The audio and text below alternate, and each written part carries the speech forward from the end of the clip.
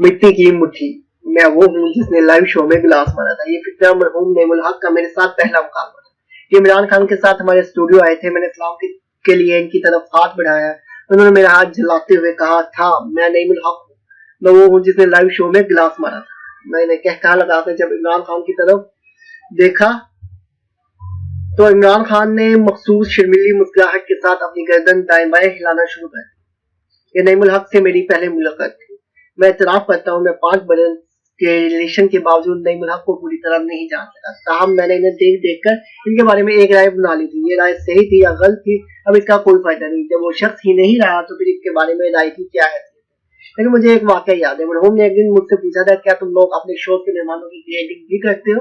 मैंने कहा लगाकर जवाब दिया था, लाइव सियासी प्रोग्राम सिर्फ प्रोग्राम नहीं होते, ये लोगों को जज करने का एक खौफनाक फार्मूला और एक खौफनाक स्टडी भी है। वो बोले कैसे? मैंने अर्ज किया, सियासी प्रोग्रामों की 7 सीढ़ियां हैं। सियासी प्रोग्रामों के मेहमान शुरू में हर सूरत शोध में आना चाहते हैं, ये इसलिए लॉबिंग भी करते हैं और दूसरों को खाना भी खिलाते हैं, एंकर से मुलाकातें और मशवरे भी करते हैं, ताकि कैमरामैनों तक को फोन करते हैं, फूल किताबें फल और मिठाइयां बेचते हैं। और फिर किसी दिन किसी प्रोग्राम में मेहमानों का बहरान पैदा हो जाता है। कोई ना कोई प्रोड्यूसर अफरा तफरी में मिलाकर इन्हें बुला लेता है और यहाँ से पहला दर्जा शुरू हो जाता है। मेहमान प्रोग्राम से घंटा पहले स्टूडियो पहुंच जाता है। ये प्रोड्यूसरों और रिसर्च टीम से मशवरे करता है। इसमें अगर दम है तो फिर ये आहिस्ता आहिस्ता मुख्तलिफ शोध में आना चला जाता है।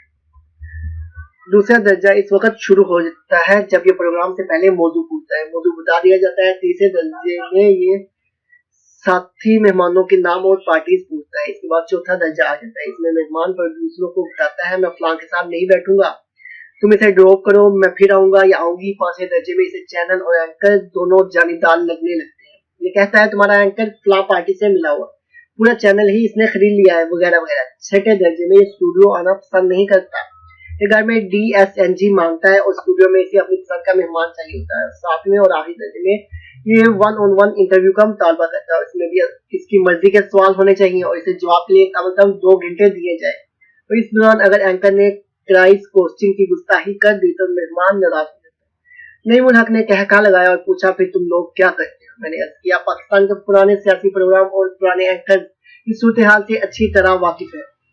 ये 4-5 हुकूमतें और अपोजिशन भुगता चुकी है। हमारी टीमें भी मेहमानों के मिजाज से वाकिफ होती है, लिहाजा ये तीसरे और चौथे दर्जे तक मेहमानों को आसानी से बर्दाश्त कर जाते हैं। लेकिन जो ही मेहमान कहता है यार आपका एंकर जानीदार है, तो ये हंस कर इस मेहमान को नेगेटिव लिस्ट में डाल देते हैं और नए मेहमानों को मुतारफ कराना शुरू कर देते हैं।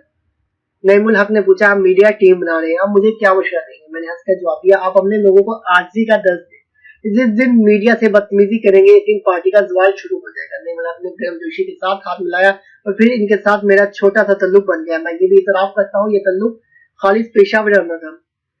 मेरी इनके साथ तमाम मुलाकातें स्टूडियो में हुई या फिर बनी गाला में। इमरान खान के इंटरव्यूज के दौरान मेरी कंपनी ने एक बार एंग्लो के साथ एक छोटा सा प्रोजेक्ट किया था। इस प्रोजेक्ट के दौरान नईमुल हक के बेटे से भी मुलाकात हुई, पता चला ये एंग्लो में काम करते हैं।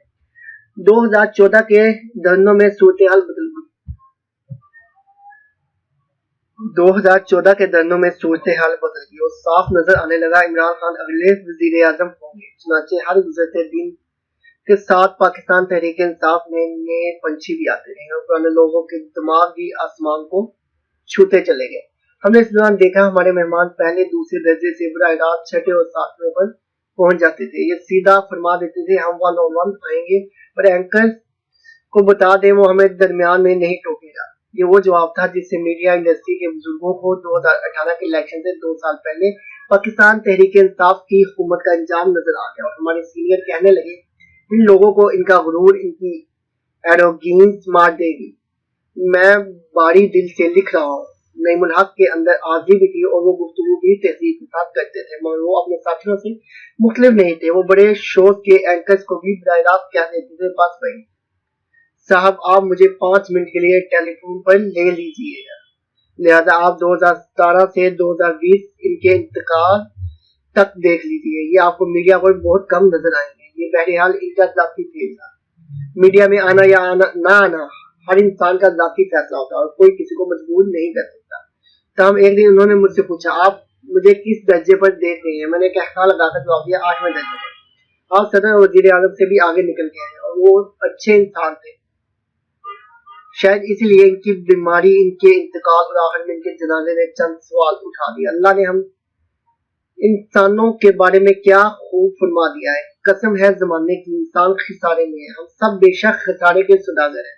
राम नेमुल हक के खसारे का अंदाजा कीजिए। मरहूम ने अपनी पूरी जिंदगी इमरान खान के लिए वक्त कर दी। ये बच्चों को छोड़कर कराची से इस्लामाबाद शिफ्ट हो गए।